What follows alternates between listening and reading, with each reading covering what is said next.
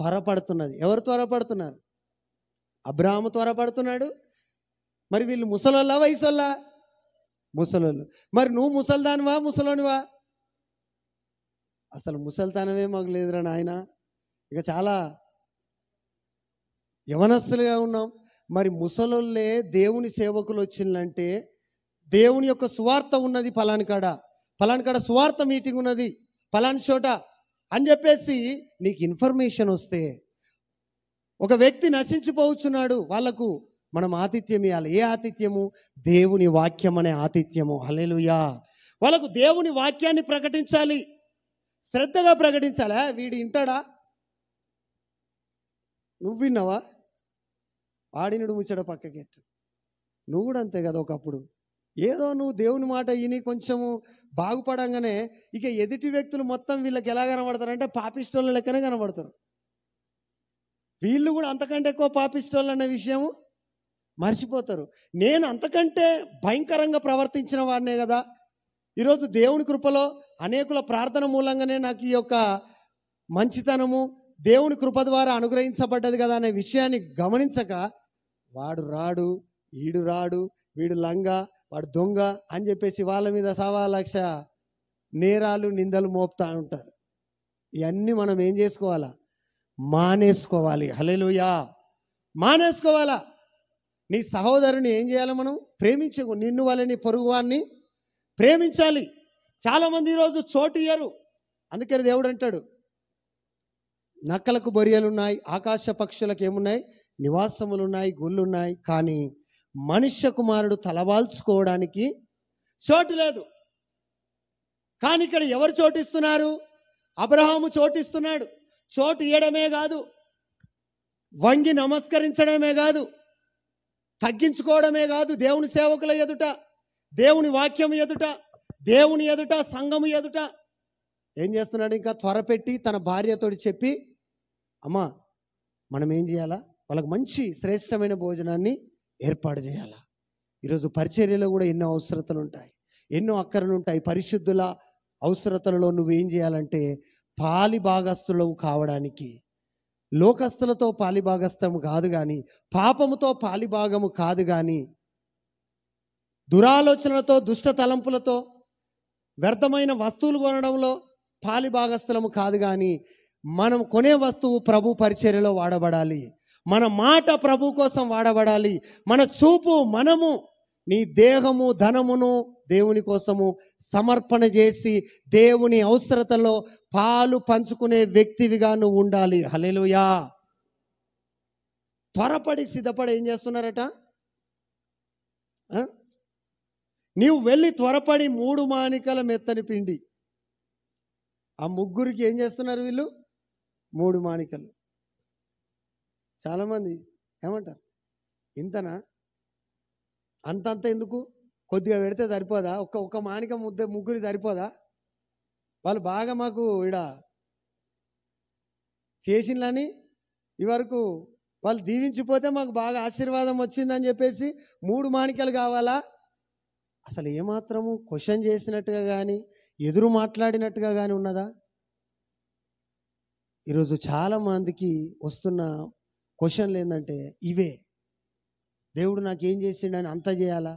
నేను ఇంత డబ్బు ఇవ్వాలనా? దేవునికి అంత సహకరించాలనా? ఇంత సహకరించాలనా? ఈ ఆలోచనలు అన్నమాట. కానీ శారాయికి మాత్రము 3 మానికల మెత్తని పిండి చేసి నువ్వు పిసికి ఏం చేయాలా? నువ్వు రొట్టెలు చేయమని చెప్పగానే త్వరపడి ఆ రొట్టెలను చేయడానికి సిద్ధపడ్డది. హల్లెలూయా. ఆ పనిని ముగించడానికి సిద్ధపడ్డది. ఆ పనిని ముగించినది. అబ్రహాము గారు కూడా ఏం చేస్తున్నాడు? మరియు అబ్రహాము పశువుల మందకు పరిగెత్తి, నాకైతే చాలా సంతోషం అనిపిస్తున్నది. పశువుల మందకు ఏం చేస్తున్నాడు? ఏం చేస్తున్నాడమ్మా చెప్పాలా? గట్టిగా పరిగెత్తుతున్నాడు. ఈరోజు చర్చికి మనం ఏం చేయాలా? పరిగెత్తే వ్యక్తులమై ఉండాలి. గురువు కూడిక కాడికి ఏం చేయాలి? పరిగెత్తే వ్యక్తులమై ఉండాలి.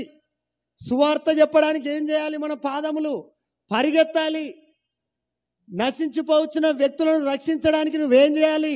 పరిగెత్తాలి. ప్రభువుకు సహకరించడానికి నువ్వేం చేయాలి? పరిగెత్తాలి. పరిగెత్తుతున్నావా? పరిగెత్తుడు కాదు, కాళ్ళల్లో కాళ్ళు నడుచుకుంటూ వస్తారు. ఎందుకంటే నేను పోయే వరకు ఆ పని అంతా అయిపోవాలి. ఇప్పుడు సపోజ్ చర్చిలో ఇంకేదైనా పని ఉన్నది అనుకో, డెకరేషన్ చేస్తున్నాము, ఇంకేదైనా పని చేస్తున్నాం అనుకో, ఒకవేళ మందిరం కడుతున్నాం అనుకో, మందిరం కడుతుంటే పాస్టర్ గారు కాల్ చేసి ఫలాని పని ఉన్నది, మీరు చేయదగిన పనే, ఇది కంప్లీట్ చేస్తే మిగతా పని మన మేస్త్రీలు కావచ్చు, మన యొక్క వాళ్ళు వచ్చి చూసుకుంటారని అన్నాం అనుకో, ఇలా ఏం చేస్తారంటే ఒక 4-5 చెప్పిన సంఘ సభ్యులకు అందరికీ చెప్పిన అంటే వీళ్ళకు వచ్చే ఆలోచన కొంతలో కొంతమందికి వస్తుంది ఏంటంటే, తొందర పోయినాం అనుకో ఆ పని అంతా ఎవరి మీద పడుతుంది? మన మీద పడుతుంది. మనం కొంచెం లేట్గా పోయేసరికి వాళ్ళ వీళ్ళు అయిపోగొడుతుంది. అయిపోయినాక నేను కూడా అట్లా ఇట్లా అందులో పాలి భాగస్థలమైనట్టు చేసి ఇదేంటంటే నటన జీవి. అట్లాంటి వాళ్ళకు ఆశీర్వాదం రాదు సుమా. హల్లెలూయా. అట్లాంటి మనస్తు రాదు. ఎవరు చేయక ముందుకే నేను పని చేయాలి, ఎవరు ముట్టక ముందుకే నేను ముందు ఆ పని చేయాలి అని చెప్పేసి నువ్వు పరిగెత్తే వ్యక్తివి అయి ఉండాలి. హల్లెలూయా. అలా పరిగెత్తడానికి ప్రభు కోసము, ప్రభు పని కోసము, దేవుని సువార్త కోసము, దేవుని సంఘము కోసము నువ్వు సిద్ధపడాలి. అందుకని అబ్రాహాము మరలా చెప్తున్నా, అబ్రాహాం ఏం చేస్తున్నాడు? పశువుల మందకు. మరి అబ్రాహాం ఏమన్నా 30 ఏళ్ళకు ఉన్నాడా? 25 సంవత్సరాల వయసులో ఉన్నాడా? 10 సంవత్సరాల వయసులో ఉన్నాడా? చాలామంది పరిగెత్తుకుంటారమ్మంటే కాళ్ళు నడవనిస్తలే. ఎందుకు చర్చికి రాలేదంటే మెట్లు ఎక్కలేకపోయినా, నడువులు పట్టుకున్నాయి, జ్వరం వచ్చింది. అన్ని శ్రద్ధ లేని పనులు అన్నమాట. ఇవన్నీ ఏమంటారు? సాకులు, రాలేని సాకులు తప్ప ఇంకొకటి ఇది కాదు. మరి అబ్రాహాము గారికి ఏమున్నది? యవన వయస్సుడులో లేడు కదా, యవనస్తుడు కాదు కదా, మరి ఆయన ఎట్లా పరిగెత్తిండు? ఆశ అయితే ఉంటే నువ్వు దేన్నైనా కూడా ప్రభు చిత్తంలో అందుకోగలుగుతావు. హల్లెలూయా. ఆశ ఉండాలి ప్రభు పని కోసం. వాళ్లకు భోజనం పెట్టాలని, వాళ్లకు గొప్పగా ట్రీట్ ఇవ్వాలన్న ఉద్దేశం ఎవరికి ఉన్నది? అబ్రాహాము గారికి ఉన్నది. ఈరోజు ప్రభు సంఘములో నా కష్టార్జితం ఉండాలి, ఈరోజు ప్రభు పరిచర్యలో నేనుండాలి అని నువ్వు అనుకుంటే, ఆశ నీలో ఉంటే నువ్వు ఖచ్చితంగా ఏది ఏమైనా పరిగెత్తుతావు. అయ్యో నాకు అక్కడ డబ్బులు లేవు, మొన్నటిదాకా మస్తుగా ఉండే కానీ ఇప్పుడు చాలా వెనుకబడిపోయినా. మరి ఆయన కూడా మొన్నటిదాకా వయసులో ఉన్నప్పుడు రాకపోతే మీరు ముసలోడిని అయినాక వచ్చిండ్రు పాస్టర్ గారు, ఈ ముసలి వయసులో వస్తే నీకు ఏం కోయడానికి కానీ, మా భార్య రొట్టెలు చేయడానికి ఆమెకు చేతనైతలే, నాకేమో ఏదన్నా మీకు మాంసం పెట్టడానికి నాకు చేత కావట్లేని సాకులు చెప్తున్నాడు అబ్రాహాము. మనోళ్ళు సాకులు చెప్తారు. ఏమనంటే మొన్నటిదాకా పైసలు మంచిగా మెదిలినాయి కానీ అప్పుడు నువ్వు అప్పుడన్నా అనకపోతే ఈ విషయం చర్చి కోసం, అప్పుడు అంటే నేను మొత్తము చేసి పడేద్దును, కానీ ఇప్పుడు నువ్వు అదంతా కొంచెం వెనుకబడ్డాక నువ్వు అంటివి ఎట్లా చేయాలి నేను, అందుకే నేను కొంచెం వెనుక ముందు ఆడుతున్నా. ఇలాంటి అన్నమాట ఇవన్నీ కార్యక్రమాలు వస్తుంటాయి. అబ్రహాము మరి అయ్యా నేను చూస్తేనేమో నా తోలంతా ఏమైపోయింది, ముడతలు పడిపోయింది, ముసల్తనం అయిపోయింది, నా శరీరంలో బలం ఉడిగిపోయింది, మీరేమో ఇంటి ముందడికి వచ్చిండ్రు, ఎట్లా మీకు చేయలేకపోతానా, సారీ ఏమనుకోకండి. కొందరు అంటారు చర్చికి రారు వాళ్ళు, నేను ఎందుకు రాలేదని కాల్ చేసి అడిగితే సారీ అన్న ఏమనుకోకు, అసలు నేను అనుకునేది ఏమున్నదిరా నాయన అంటే, సారీ అన్న ఏమనుకోకు నెక్స్ట్ వారం వస్తాము అని అంటే అసలు వీళ్ళు ఎవరి కోసం వస్తాను చర్చికి? నా కోసం వచ్చినట్టున్నది, నా కోసమే వాడు చర్చికి వచ్చినట్టున్నది తప్ప వాళ్ళ కోసము వాళ్ళ కుటుంబాన్ని కట్టుకోవడానికి వాక్యము చేత దేవుణ్ణి గణపరచడానికి వచ్చినట్టుగా నాకు కనబడట్లే. చాలా అసలు నీకు ఎంతవరకు అర్థమైందన్న సంగతి నాకు అనిపించింది.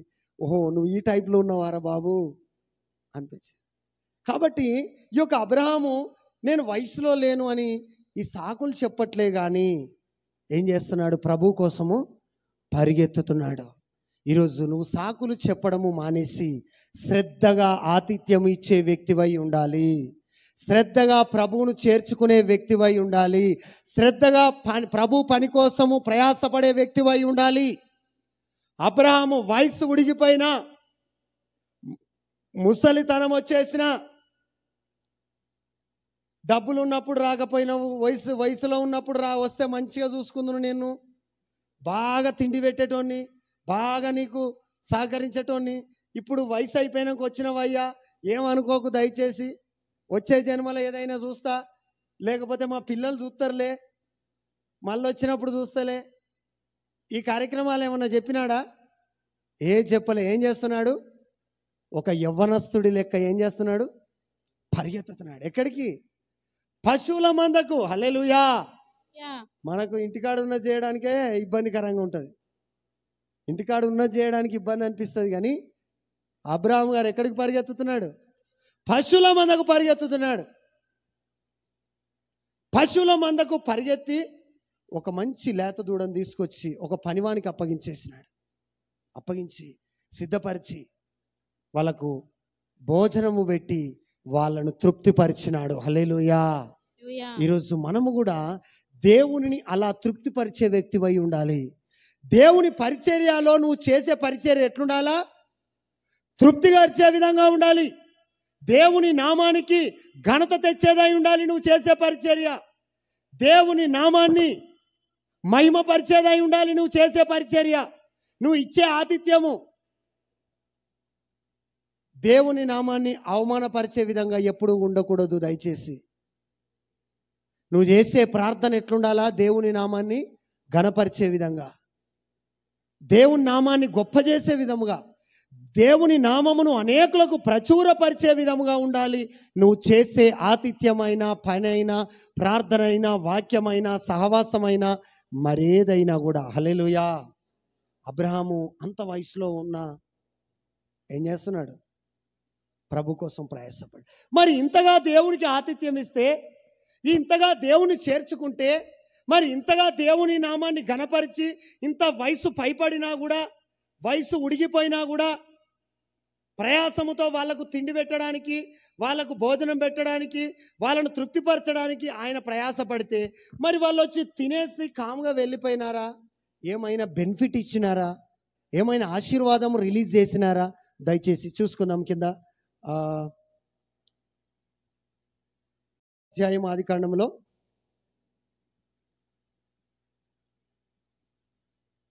ఇక్కడ మీదటికి అని చెప్పేసి ఒక మాట ఉంటుంది చూడండి.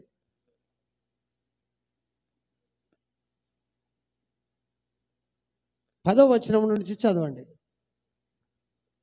వారతనితో నీ భార్య అయిన శారా అక్కడనున్నది, ఎక్కడనున్నది అడుగగా అతడు అదిగో గుడారములోనున్నదని చెప్పాను. అందుకు ఆయన మీదటికి నీ కాలమున నీ యొద్దకు నిశ్చయముగా మరలా వచ్చేదను, అప్పుడు నీ భార్య అయిన శారాకు ఒక కుమారుడు కలుగునని చెప్పాను. చాలు. హల్లెలూయా. హల్లెలూయా. ఏం చెప్తున్నారు? బాగా తినేసి అబ్బా మా కడుపు అయితే నిండింది అని చెప్పేసి కాముగా వెళ్ళిపోయేటోళ్ళు కాదు దేవుని సేవకులు. దేవుడు కూడా వెళ్ళిపోయేవాడు కాదు. నువ్వు ఇచ్చిన ఏదో కానుకలు తీసుకొని ఇస్తే దేవుడు తన అవసరత తీర్చుకునే అంత చీప్ క్యారెక్టర్ దేవుంది కాదు. నిన్ను ఆశీర్వదించడానికే నీ గుడారమును దేవుడు దర్శిస్తున్నాడు.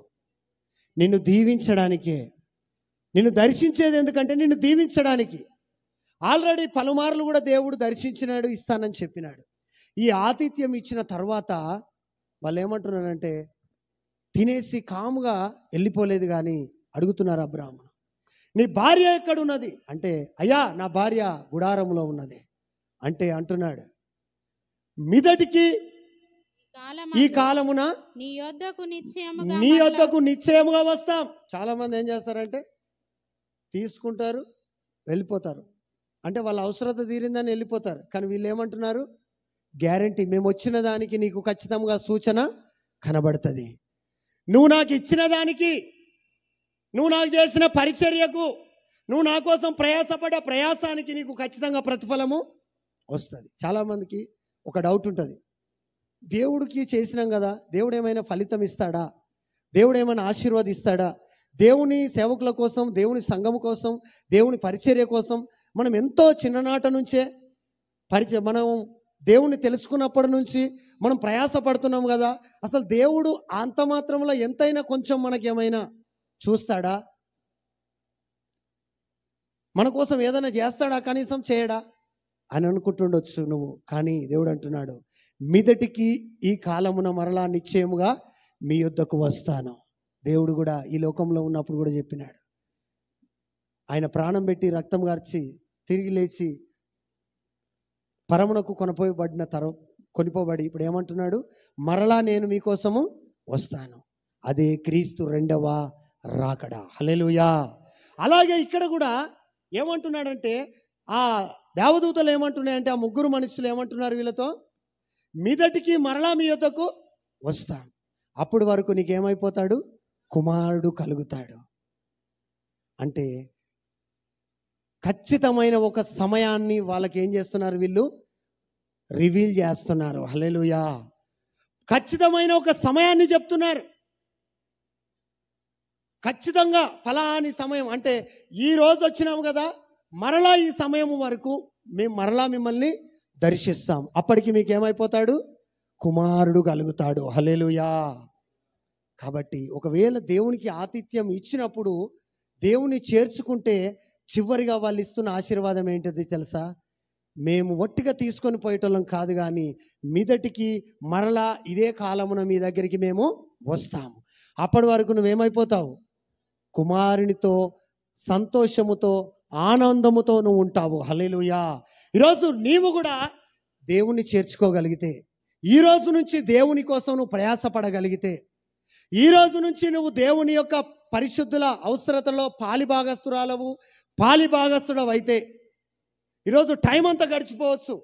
నీకు ఉద్యోగం లేక, వ్యాపారం లేక, చేసే పనిలో ఆశీర్వాదం లేక, నీ సమస్య తీరక, ఏదోనొక సమస్యలో ఇరుకులో పోరాటంలో ఉండి బాధించబడుతుండవచ్చు. నువ్వు ఎన్ని బాధలలో ఉన్నావు కానీ దేవుణ్ణి చేర్చుకునే విషయంలో కావచ్చు, దేవుణ్ణి ఆరాధించే విషయంలో కావచ్చు, దేవుణ్ణి గణపరిచే విషయంలో కావచ్చు, దేవునికి ఆతిథ్యం ఇచ్చే విషయంలో కావచ్చు, సంఘాన్ని చేర్చుకునే విషయంలో కావచ్చు, సేవకులను చేర్చుకునే విషయంలో కావచ్చు, ఎంత మాత్రము నువ్వు అశ్రద్ధ లేకుండా కానీ నీవు శ్రద్ధగా పనిచేయగలిగితే, శ్రద్ధగా ఆతిథ్యం ఇవ్వగలిగితే, మీదటికి ఈ కాలము వరకు నిన్ను నిశ్చయముగా దేవుడు, శారాయిని దీవించిన దేవుడు మనల్ని దీవిస్తాడు. హల్లెలూయా.